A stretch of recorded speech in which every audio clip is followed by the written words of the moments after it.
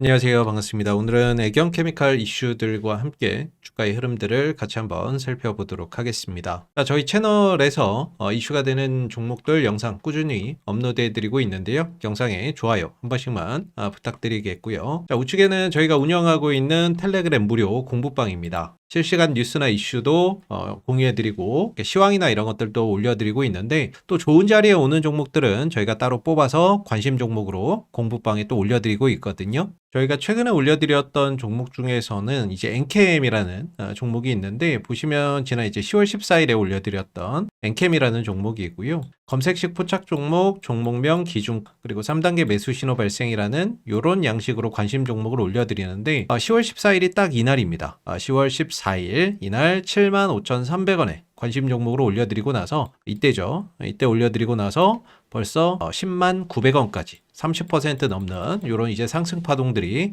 이어지고 있는데, 저희가 올려드리는 종목은 이렇게 신호 3개가 겹쳐서 뜨는 3단계 신호가 발생이 될 때 저희가 공부방에 관심 종목으로 올려드리고 있고요. 그리고 지난 이제 10월 23일에 올려드렸었던 자이글이라는 종목도 마찬가지로 검색식 포착 종목으로 해서 저희가 공부방에 관심 종목으로 올려드렸는데, 바로 이날입니다. 10월 23일 날 이날 5,420원에 관심 종목으로 올려드리고 나서 다음날 하루 만에 6,050원까지 강하게 상승하는 이런 이제 모습들이 있었는데, 보시면 이렇게 신호 3개가 겹쳐서 뜨고 다음날 좀 쉬어가고 있을 때 저희가 관심 종목으로 올려드렸던 거고, 이게 이제 하루 만에 15% 정도의 상승 파동이 나왔던 거죠. 그래서 저희 기준가 대비해서는 10% 넘는 이제 상승 파동이 좀 있었는데, 저희가 이렇게 신호 3개 나오는 종목들만 뽑아서 공부방에 관심 종목으로 올려드리고 있고, 오늘도 원전주 중에서 한 종목 신호 나온 종목으로 해서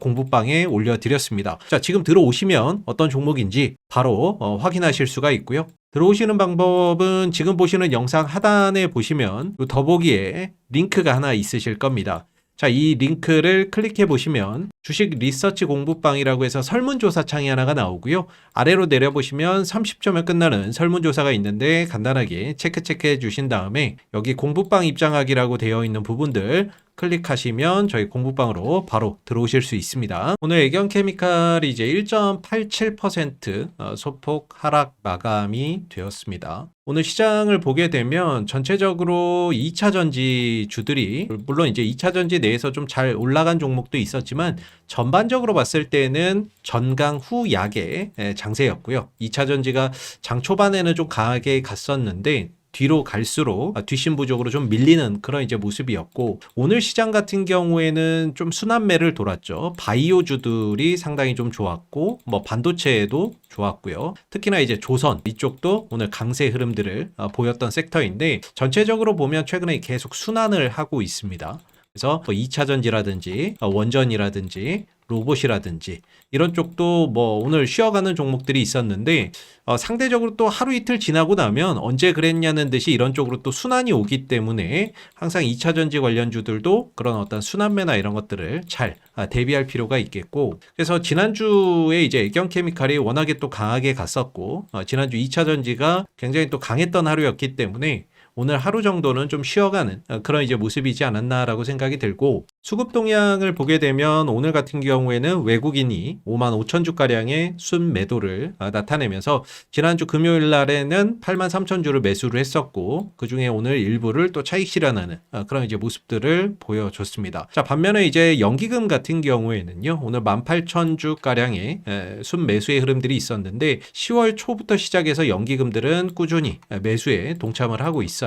그래서 연기금 같은 경우에는 이 구간부터 지금 꾸준히 계속해서 매수를 하면서 주가 상승에 보탬이 되고 있는 그런 이제 모습들인데, 향후에 어떤 추가적인 매수세나 이런 부분들이 지속적으로 좀 이어지는지도 계속해서 좀 관찰해 봐야 될 것 같고, 일봉상 흐름들을 보면 오늘은 그냥 말 그대로 쉬었다, 이렇게 좀 정리를 해볼 수가 있을 것 같고요.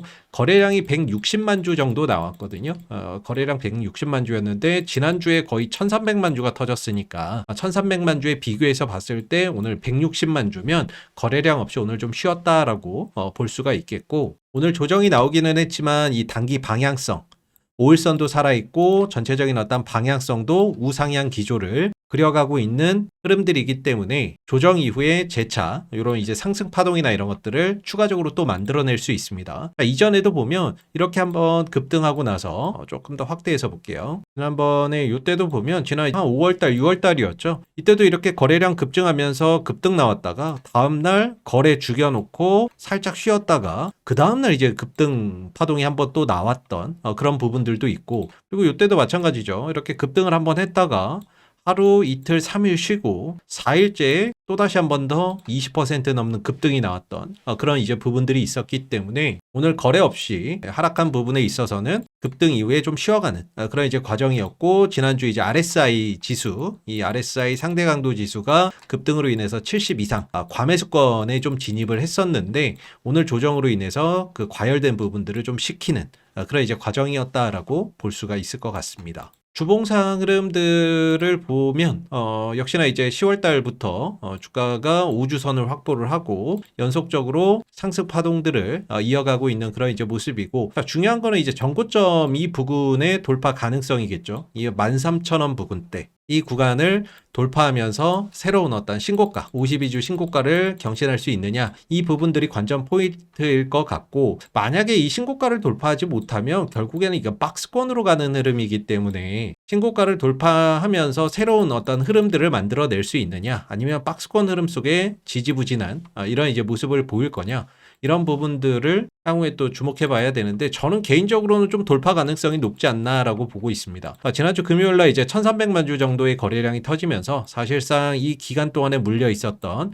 그런 이제 매물들을 소화해주는 그런 이제 거래량이 터졌다라고 보고 있고요. 추가적으로 이제 거래량이나 이런 것들이 들어오면서 전고점을 넘어선다면 이후의 흐름들이나 이런 것들이 강하게 또 시세를 폭발시켜 줄 수가 있겠죠. 그러려면은 사실상 뭐 이슈나 이런 부분들이 필요한 부분들인데, 11월 달에는 기대할 만한 일정이나 이슈들이 대기를 하고 있죠. 아시겠지만은 지난 올해 4월 달에 나왔던 그 기사인데, 아시는 분들은 다들 아실 텐데, 이 나트륨 배터리 관련해서 애경케미칼이 11월 달에 나올 이슈가 대기를 하고 있습니다. 쭉 내려보시면 여기 오는 11월, 즉 2025년 11월에 이제 그 하드카본 음극재 버전 2 업그레이드 버전을 양산을 시작할 예정입니다. 그래서 11월에 한다라고 했기 때문에 그게 뭐 11월 1일이 될지 11월 중순이 될지 11월 말일이 될지 그거는 예측할 수는 없습니다만은 11월 중에 어떤 양산을 한다라는 계획을 갖고 있기 때문에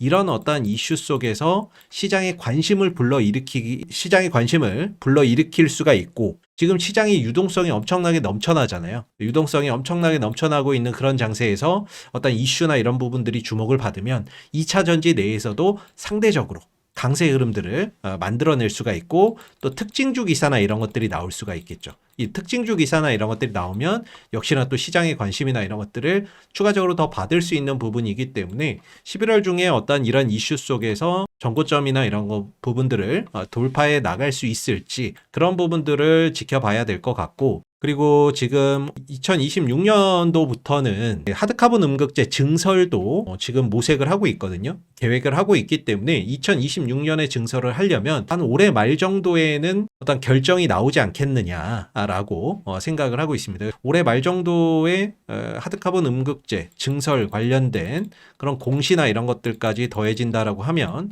역시나 단기적으로 또 추가 상승의 모멘텀이 되겠죠. 또 12월에는 이제 아시다시피 CATL이 나트륨 배터리 양산을 시작을 하기 때문에 11월, 12월 이 기간 동안에는 나트륨 배터리가 시장에 관심을 받을 수 있는 일정들이 대기를 하고 있다. 이렇게 좀 정리를 해볼 수가 있고, 오늘도 이제 장중에 나트륨 배터리 관련된 이슈가 하나 좀 나왔거든요. 물론 뭐 주가나 가격에 결정적인 영향을 주지는 않았지만 오늘 이제 나트륨 배터리가 뭐 혁신에 성공을 했다. 충전량 2배, 담수화까지 가능하다.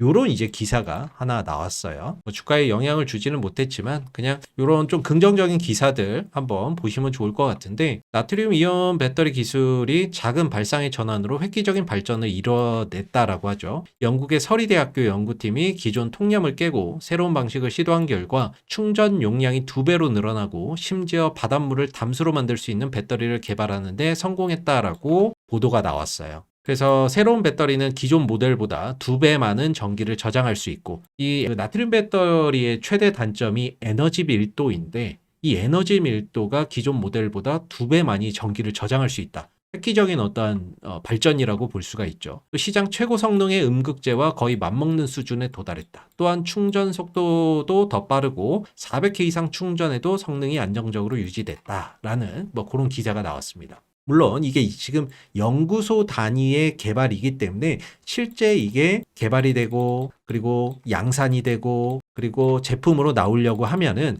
굉장히 많은 시간과 시일이 걸립니다. 수율도 잡아야 되고 대량 생산이나 이런 것들이 또 되는 게 또 쉽지가 않기 때문에 지금은 연구소 단위의 어떤 연구 개발이기는 하지만 전체적으로 어떤 나트륨 배터리에 대한 연구나 이런 것들도 계속해서 활발히 이뤄지고 있고 장기적으로는 배터리를 대체할 수는 없겠지만 LFP 배터리는 충분히 대체할 수 있는 에너지 밀도, 가격, 저온 성능 이런 것들이 나트륨 배터리가에 비해서는 우위를 점하고 있기 때문에 전체적으로 LFP 배터리를 대체하는 그런 흐름들을 장기적으로는 좀 기대할 수 있지 않을까라고 예상해 볼 수 있을 것 같고요. 그래서 나트륨 배터리 시장이 확대되면 확대될수록 거기에 따라서 애경 케미칼의 수혜 가능성 이런 부분들을 기대를 해볼 수가 있죠. 같이 움직이는 이 대보마그네틱 올 4월달 3, 4, 5월달 요때죠. 요때 요 대보마그네틱도 나트륨 배터리 관련된 이슈로 애경 케미칼과 같이 움직였는데